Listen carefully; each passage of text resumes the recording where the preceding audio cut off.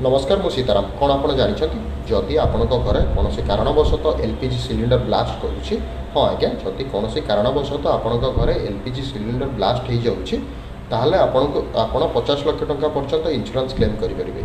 हाँ आज्ञा केमी आपको जनाऊँ जो सब गैस कंपनी गुड़िक रही था गोटे इंश्योरेंस करने पड़ी था से इंश्योरेंस हूँ आज्ञा public liability policy for oil industry. आ हाँ आज्ञा यही इंश्योरेंस कौन प्रीमियम कस्टमर को देवाक पड़ न था ता सहित ये इंश्योरेंस कौन कस्टमर का नाम न था कहीं कंपनी द्वारा कराए आप तीनो घटना इंश्योरेंस क्लेम करेंगे।